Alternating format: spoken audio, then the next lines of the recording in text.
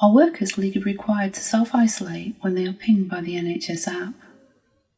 Well, up until the COVID cases started to rise again over the last few weeks, I believe most employers and workers were probably of the same opinion, that isolation was required if a worker was told to do so by either track and trace or if they were pinged by the NHS App. There is an important distinction between the two contact methods though. The legal obligation to isolate arises if the worker is told to isolate by a medical professional. A worker who refuses to do so can face a fine starting at £1,000, and the employer can also risk a fine for encouraging the worker to break this legal obligation. This regulation came into force last September and is planned to end on the 16th of August. The same legal obligation does not apply to workers who are notified by the NHS App.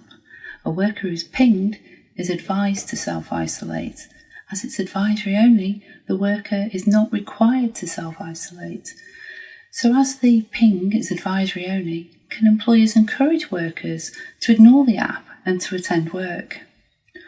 Although it's not a legal requirement, the very fact that the worker has been pinged means that they have been in contact with someone who has COVID, and therefore there is a risk of spreading this to colleagues and customers. There is a duty for employers under the Health and Safety at Work Act to do everything reasonably possible to ensure a safe working environment. Encouraging or forcing workers back into work in this situation is likely to be a breach of the employer's health and safety obligation, even where pinged workers are double vaccinated. There's also a risk as clinically vulnerable workers are now returning back to the office. Previously they were required to work from home. However, the government guidance still places the obligation on the employer to ensure the workplace is as safe as possible.